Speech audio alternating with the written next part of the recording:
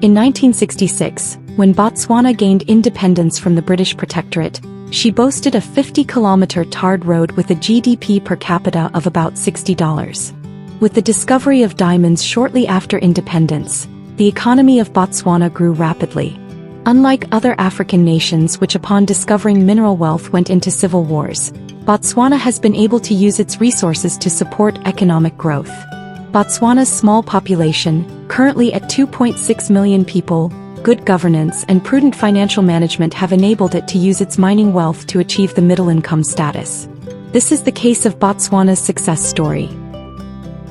This is Africa Revealed, where we reveal Africa to the world. If you haven't subscribed yet, hit that button, and while at it, click on the notification bell so you don't miss any of our videos. In today's video we will cover Botswana's economy.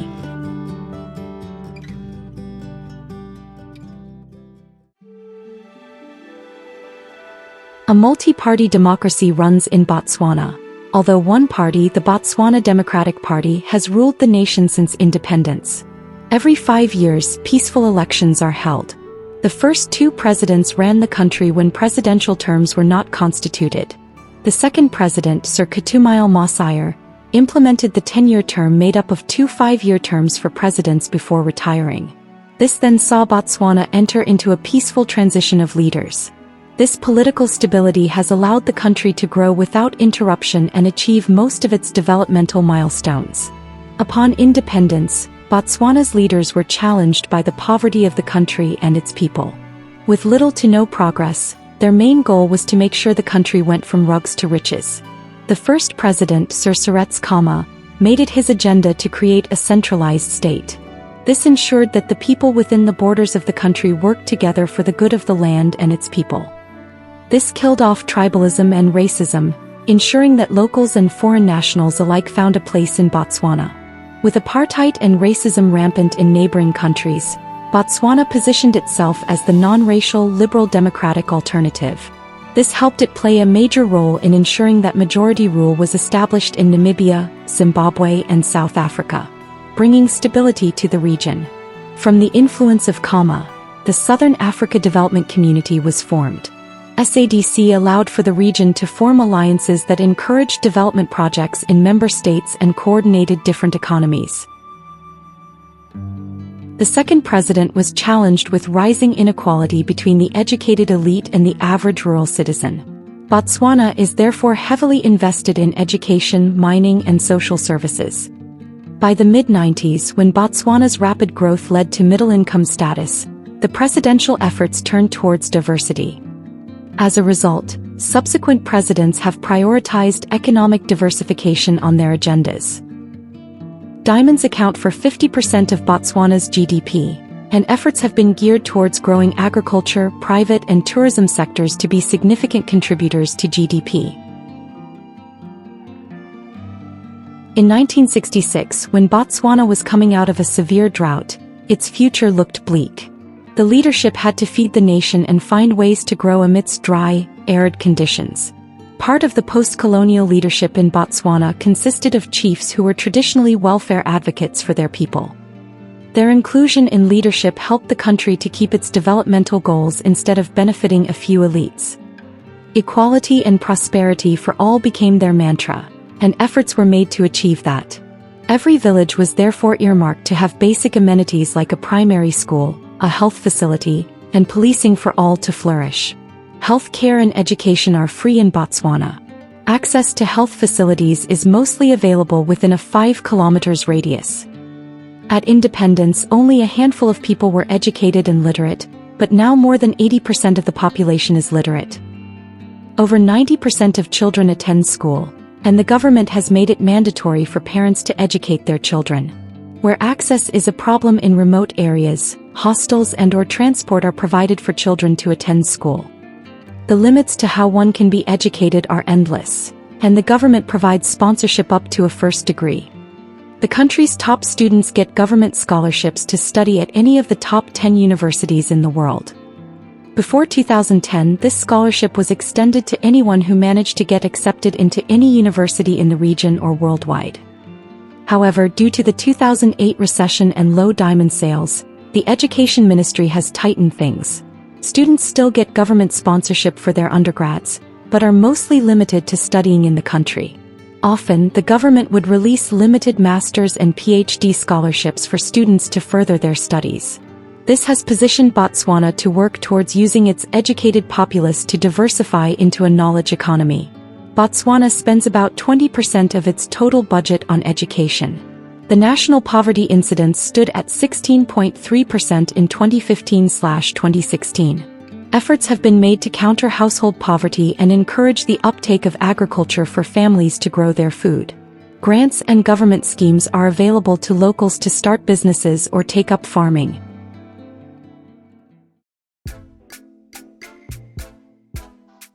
Mining is the biggest contributor to the country's GDP at 50%, with diamonds making up the major portion. Botswana mines diamonds, copper, gold, nickel, and soda ash. Upon taking power, the BDP leadership implemented a mining policy that saw the state take land rights for all mining activity. They argue that living within the rights of tribes will result in unequal development and promote tribalism. This was key in their quest to build a central state. This strategic policy has seen equal beneficiation for all citizens from mining. Every Botswana now enjoys free health care and education regardless of their regional location. The government entered into partnerships with private explorers, and its most popular partnership is with De Beers at 50-50 ownership of Botswana mines. The diamond quality in the country is among the highest in the world. Between 2003 and 2007, Botswana consistently provided the world market with 30 to 34 million carats. Recently, the government has been promoting value addition in diamond production. The diamond trading company Botswana was thus formed to promote the secondary diamond industry in Botswana. Botswana is also an exporter of beef, mainly to European countries. Its beef is highly regarded as some of the best in the world. Traditionally, Botswana are cattle farmers, and wealth was measured by the number of cattle a family owned. However, with colonialism, this has since fallen, and more youths are migrating to urban areas for employment. The cattle farming tradition for most is on a low scale, with only a few doing it for commercial purposes. Beef production is the main contributor to agricultural GDP, which stands at about 2%. The industry is an important source of non-mineral revenue for the country. The government has invested a lot in disease prevention and control and supporting farmers. Tourism contributes 12% to the country's GDP. Its main attractions are the Okavango Delta, which is a unique ecosystem, the Makgadikati salt pan and game reserves that offer a variety of animal and bird watching activities. Botswana safaris are some of the most popular tourist activities and offer some of the most luxurious camping sites. The other services are a growing player in Botswana's GDP. They have successfully reduced mining from 80% to 50% currently.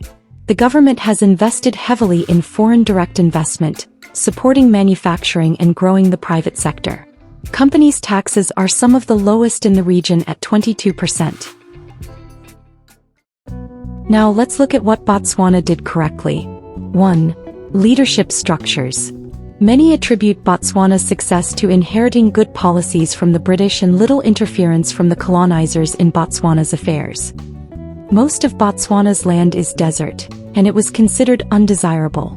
The British only offered Botswana protectorate status to stop the German expansion from the west and ensure that it had undisturbed passage to Central Africa. Very little was invested in the protectorate, save to arm the locals to protect themselves against the Germans in the west and the Boers in the south. This left the traditional governance structures of the people mostly untouched. Upon independence, the traditional system of wide participation of tribal people influenced the leadership models taken up. The country successfully mixed British policy with the traditional model. One such example is the Kotla system. This traditional court was where a tribe conducted their affairs. The chief would consult the tribe at the Kotla. A Setswana idiom says, Mafoko a Kotla a mantle odol, meaning all opinions shared at the Kotla are welcome. This also meant that the commoners had the right to criticize the leadership. It was such leadership models that placed the right constraints on political leaders. The wide consultative tradition of Botswana permeated politics, and the Kotla was where politicians came to consult the people. This allowed for political leaders to be close to the people just like the chiefs. 2. Cooperation among inhabitants. The leadership was strategic in ensuring that more people contributed to the development of Botswana. They refused to indigenize the labor force and ensured that foreigners contributed until Botswana were able to take over. Given the high illiteracy rates and the great poverty of the nation at independence, the country needed people to get the ball rolling. This cooperation with foreigners allowed for an inclusive policy to be formed. The country also used foreign consultants to offer advice on developmental milestones. 3. Prudent management. By the mid-70s, revenue from diamonds was in surplus against government spending. Botswana ensured a mainly developmental budget focus, and the government played a huge part in driving developments. When there was a surplus, it was saved and invested in. A lull in diamond sales meant an adjustment to the budget such that expenditure is mostly relative to income. The aim is to have a surplus balance, and this has led to large reserves. The government practiced fiscal conservatism, which advocates for low taxes, minimal government spending, and low debt. This was especially popular in the Masire era. Kama preached and lived a modest life. In his time, ministers did not fly first class and often drove their own cars. Masire continued in the same way and introduced fiscal management tools like the Pula Fund, which is a long-term investment portfolio that seeks to preserve a portion of diamond revenue for future generations. Botswana's third president, Festus Mogae, also caused quite a stir when he would fly commercial instead of using the presidential jet. This is also a trait of the average Botswana. The wealthy in Botswana are conservative and rarely splash their money, opting mainly to live humbly and comfortably. Even as the government has over the years increased its spending, it is still very conservative and seeks to ensure there is something for future generations to benefit from. From the British, Botswana inherited the practice of national development planning. Since independence, Botswana has implemented 11 national development plans.